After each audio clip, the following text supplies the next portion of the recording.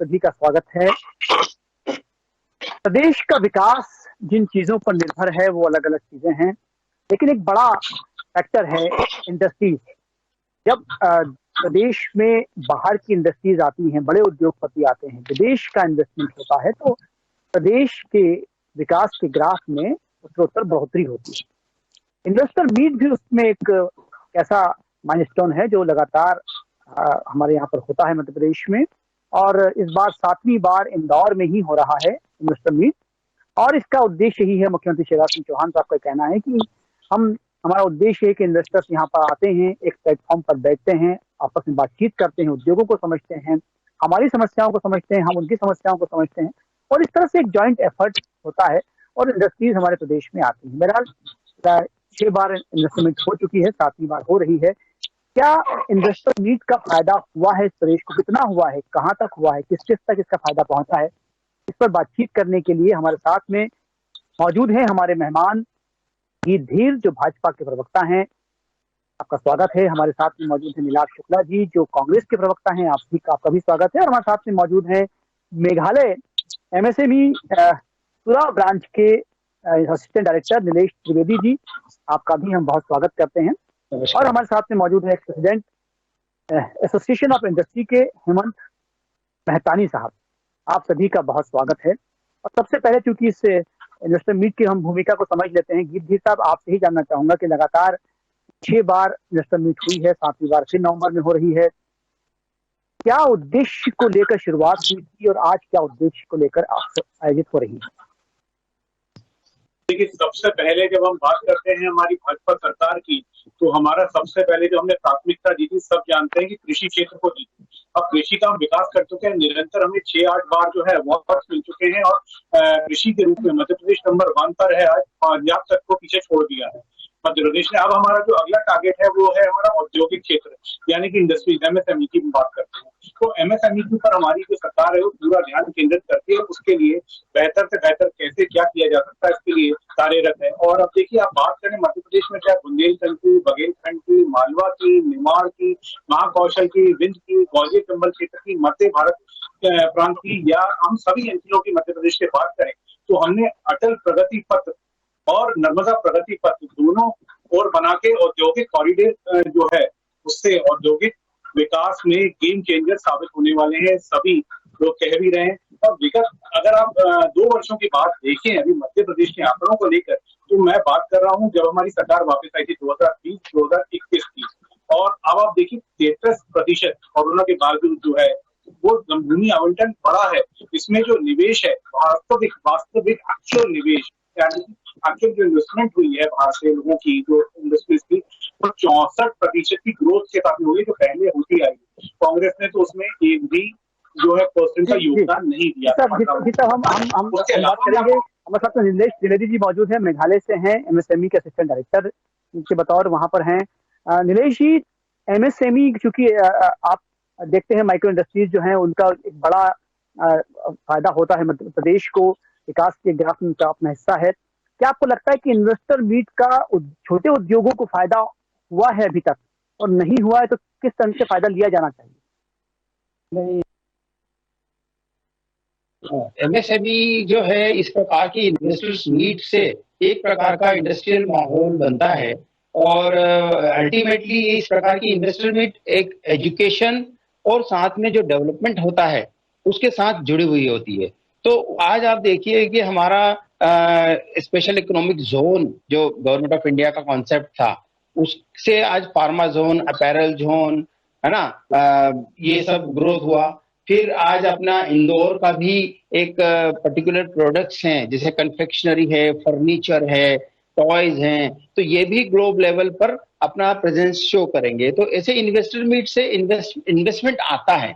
जैसे investors meet, मैं political angle से तो नहीं कहना चाहूंगा, लेकिन मैं ये इस एंगल से कहना चाहूंगा कि एमएसएमईज जो कि बैकबोन है इंडियन इकोनॉमी का, उसको इस प्रकार के उससे एक मोटिवेशन मिलता है, और फिर गवर्नमेंट उनके फायदे के लिए स्कीम्स भी लाती हैं कि जैसे स्टेट गवर्नमेंट में भी 40% की सब्सिडी है, तो ये एक बहुत अच्छी सब्सिडी है। और ये जो है रेगुलर इंटरेक्शन मीटिंग्स होती है इंडस्ट्रीज की, एमएसएमईज की, और एमएसएमई आज यदि इंडिया में देखा जाए तो अराउंड 6.34 करोड़ एमएसएमईज हैं, और उनमें 98%, 95 से 98% जो हैं वो एमएसएमई सेक्टर जो आता है वो माइक्रो सेक्टर का आता है। तो आप देखिए कि माइक्रो सेक्टर इतना बड़ा है, और हम इस प्रकार के आयोजन यदि करेंगे तो उससे उनको डेवलपमेंट में, और जितने भी बड़ी इंडस्ट्रीज भी हैं उनके छोटे छोटे जो कंपोनेंट है वो अल्टीमेटली माइक्रो सेक्टर या एमएसएमई के पास ही आते हैं। तो एक तरह से सब कॉन्ट्रैक्टिंग, लोन लाइसेंसिंग और इस प्रकार की एक्टिविटी से एमएसएमई का ऑटोमेटिक डेवलपमेंट होता है। तो ये निश्चित रूप से इस प्रकार के आयोजन निरंतर जारी रहना चाहिए, और in the interest of investor and the interest of stakeholders of Madhya Pradesh. जी बिल्कुल जी। हेमंत मेहतानी साहब, आप चूंकि इंडस्ट्रीज जो है एसोसिएशन ऑफ इंडस्ट्री के एक्स प्रेसिडेंट रहे हैं, क्योंकि आप बेहतर व्यक्ति हैं बताने के लिए कि इंडस्ट्री को कितना फायदा हुआ है। और बहुत धरातल पर हम बात करें तो वाकई अगर हम डिजिट पर बात करें या आंकड़ों पर बात करें तो क्या कोई बहुत बड़ा फायदा वाकई जो 6 इन्वेस्टर मीट हुई इससे हुआ है प्रदेश को? मैं इस सफर को 2004 के पहले ले जाना चाहूंगा, जब हमारे पास सड़क नहीं थी, बिजली नहीं थी, पानी नहीं था, इंडस्ट्री को शाम को 6:30 बजे के बाद बंद करना पड़ता था।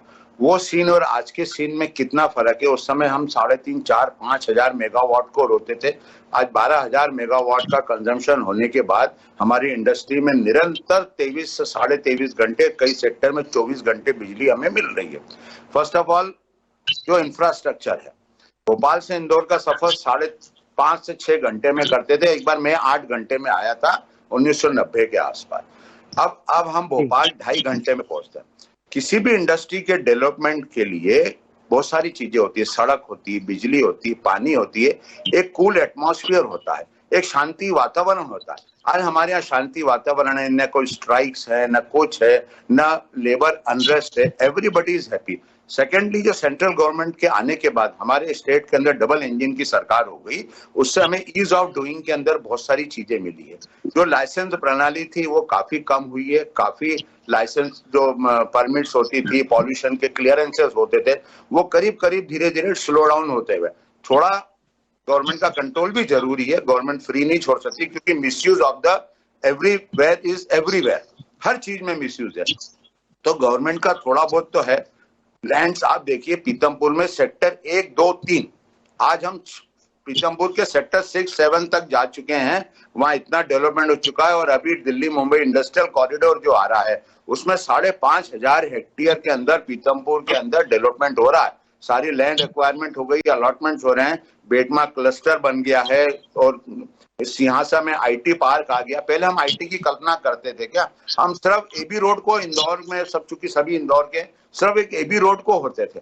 एबी रोड के अलावा कुछ नहीं था। रिंग रोड देखिए, सुपर कॉरिडोर देखिए, बाईपास देखिए, ये सब चीजें डेवलपमेंट होने के बाद जब फॉरेन से कोई इन्वेस्टर आता है या बाहर से कोई मेहमान आता है, तो जब एयरपोर्ट से सिटी को एंटर करता है तो ही फाइंड्स कि क्या हो रहा है, शहर कितना बढ़िया हो गया। और उसके अलावा और आप सबकी मेहनत से इंदौर को 5 बार cleanest city of the India मिला है। मतलब एक एनवायरनमेंट हमने दिया। अब मैं किसी और स्टेट को कंपेयर नहीं करता हूँ, क्योंकि मैं डायरेक्टर। आप जो कहना चाह रहे हैं हेमंत जी की जो इन्वेस्टर मीट है उसके वो एक बड़ा कारण रहा है। मेरी बात समाप्त कर दूंगा, 2 मिनट। मैं बंगाल रेगुलर गया, मैं हिंदुस्तान कॉपर का 4 साल डायरेक्टर रहा, independent director government of India की कंपनी में। मैं कलकत्ता महीने में 2 बार जाता था, पर मैं वहां की जब हालत देखी और वहां की जो रोड की गंदगी और सब देखी ना, उसके बाद लगा कि मैं इंदौर में स्वर्ग में रह रहा हूँ। I am very happy and I am very lucky कि हम इतने अच्छे शहर में रह रहे हैं, इतने अच्छे एटमॉस्फेयर में रह रहे हैं, और इतने अच्छे कूल एटमॉस्फेयर में। और उसी इंदौर में 7वीं बार इन्वेस्टर मीट हो रही है। नीलाभ जी, क्योंकि बहुत जरूरी होता है किसी चीज को 2 पहलुओं से देखना, सिक्के के 2 पहलू होते हैं। नीलाभ जी, आपको लगता है इन्वेस्टर मीट की आवश्यकता है? लगातार 7वीं बार हो रही है, प्रदेश को इसका फायदा हुआ है? अभी भाई साहब की बात सुन मुझे चला, ये भाजपा के 2 प्रवक्ताओं में सामना करना पड़ा। ये आघोषित प्रवक्ता बन गया भाजपा बाहर। लेकिन जब भी इन्वेस्टर मीट की जाती है तो बाहरी निवेशकों को प्रदेश में एक माहौल देना पड़ता है। अपने कारखाने लगाने के लिए, अपने इन्वेस्टमेंट करने के लिए ऐसा माहौल पैदा करना पड़ता है, जमीन तैयार करना पड़ती है, निवेशक आकर्षित हो। जैसा कमलनाथ जी ने किया था। सबसे पहले प्रदेश में गुंडागर्दी चरम पर, सबसे पहले माफिया मुक्त प्रदेश का अभियान चलाया ताकि भय का वातावरण समाप्त हो। सरकारी तंत्र पर नकेल कसी, वर्षों वर्षों जो एक कुर्सी पर जमे हुए थे, शहरों में जमे थे, उनको इधर उधर किया, शफलिंग किया, इन्होंने उसको ट्रांसफर 2 का नाम दिया, लेकिन हकीकत वो सफाई थी। जो अनुमतियां थी वो सुगमता से मिले, बिजली पानी की व्यवस्था करी, तो देश के दिग्गज उद्योगपति प्रदेश की तरफ आकर्षित हुए, जो मैग्निफिसेंट कमलनाथ जी ने किया था। तो सरकारी अनुमतियां तत्काल मुहैया कराने के साथ, मूलभूत सुविधाओं के साथ उनको प्रमोट किया था।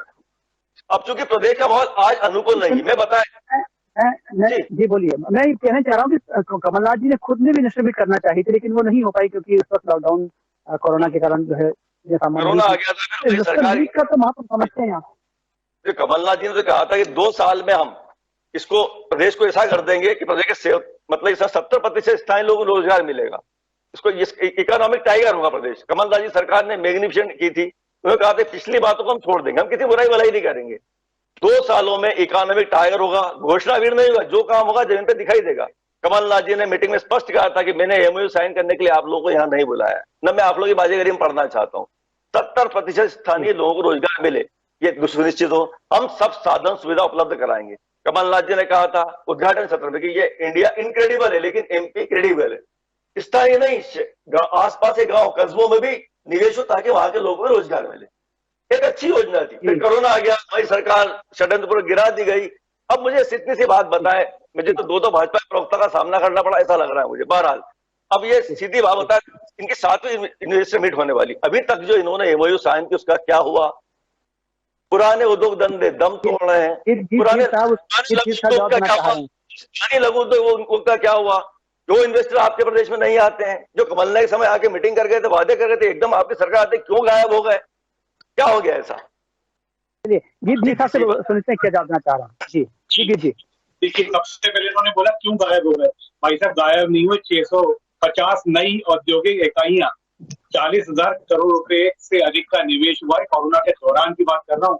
और एक और बात बताता हूँ, 1 लाख नए रोजगार के अवसर पैदा किए मध्य प्रदेश की भारतीय जनता पार्टी की सरकार ने, कोरोना के दौरान से लेकर अभी तक की बात कर रहा हूँ। इसके अलावा उज्जैन की बात करता हूँ, क्योंकि सब इंदौर और माधव प्रांत की बात कर रहे हैं। तो देखिए, यहाँ पर 358 एकड़ भूमि जो है बल्क ड्रग के लिए केंद्र सरकार से स्वीकृत होकर, इसकी मतलब परमिशन केंद्र सरकार से आ गई है। जमीनें जो है मध्य प्रदेश की सरकार ने दी है बल्क ड्रग बनाने के लिए। मध्य प्रदेश को बहुत बड़ी सौगात मिलने वाली है। इसके लिए तो कांग्रेस को भी कम से कम भारतीय जनता पार्टी का साथ देकर बोलना चाहिए कि बहुत अच्छा काम हुआ। आप तो एक नहीं गिनवा पा रहे थे। आप कभी इंदौर से भोपाल निकलेंगे ना, तो देवास के पास में एसएल इंडिया, वो मध्य प्रदेश की एक इकाई जो है मध्य प्रदेश की भारतीय जनता पार्टी सरकार के टाइम पे चालू हुई थी। आज 150 से ऊपर ट्रक वहां पर डेली निकलते हैं।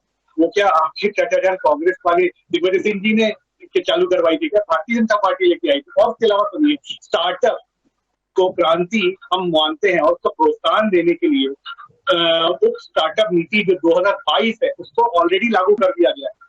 1800 यानी कि 1800 स्टार्टअप उद्योग स्थापित किए जा चुके हैं।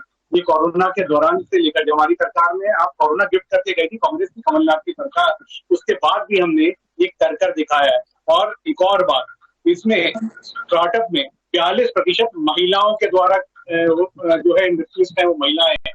42%, जिसकी कांग्रेस कल्पना भी नहीं कर सकती थी, जिनकी स्वयं की राष्ट्रीय अध्यक्ष एक महिला सोनिया गांधी थी। और भारतीय जनता पार्टी ने करके दिखाया। आप चाहे बात करें स्टार्टअप के क्षेत्र में तो आईटी या रिटेल, कार्बन क्रेडिट, कृषि, वेस्ट मैनेजमेंट, हॉस्पिटैलिटी, हैंडीक्राफ्ट, अधिक से अधिक बात की जाए तो ये सब मध्य प्रदेश की भारतीय जनता पार्टी की सरकार ने स्थापित किया। और मैं आंकड़े आपको बता रहा हूँ उसके भी पूरे आंकड़े मैं आपको दे रहा हूँ। जिस सब आप आंकड़ों पर हम बात करेंगे, हेमंत मेहतानी साहब पर भी एक आरोप लगाया है निगाह जी ने कि वो एक प्रवक्ता कर रहे हैं। लेकिन हेमंत जी, चूंकि आपका तो बड़ा अनुभव है इंडस्ट्री को लेकर, मैं बहुत बेसिक बात करना चाहूंगा कि कुछ ऐसे नाम आप गिना सकते हैं कि जो लगातार 6 समिट हुई है, उसका कोई फायदा प्रदेश को बड़ा हुआ है? ये इंडस्ट्रीज मध्य प्रदेश में आई हैं बड़ी, जो नहीं थी इससे पहले। सर, अगर कोई व्यक्ति अपने खुद दोनों आंखों से खोल के अगर पूरे दृश्य को देखेगा तो खुद ही दिख जाएगा कि 6 इन्वेस्टर समिट का क्या फायदा हुआ। जब मैंने आपको बताया सावे रोड इंडस्ट्रियल एस्टेट, 1200 इंडस्ट्रियां हैं वहां पे। 2004 के पहले 600 इंडस्ट्रियां बंद पड़ी थी। एमएसएमई के पीआई बैठे हैं, इनको मालूम है। आज की तारीख में 90% इंडस्ट्रियां चल रही हैं और लोगों ने एक्सपांशन करे हैं। पहले रिड्यूस हो रहे थे। पीतमपुर की आप हालत देखिए, क्या पैक हैगा। पीतमपुर में अवेलेबल नहीं है लैंड आपके पास। नया इंडस्ट्रियल एस्टेट बन रहे हैं, बेटमा क्लस्टर बन रहा है, इधर फर्नीचर क्लस्टर बन रहा है, उधर फार्मा क्लस्टर बन रहा है, राऊ के अंदर कन्फेक्शनरी क्लस्टर बन रहा है, आईटी पार्क आ गया, आईटी सिंहासन एक नया चालू हो गया, सुपर कॉरिडोर पर आईटी पार्क आ रहा है।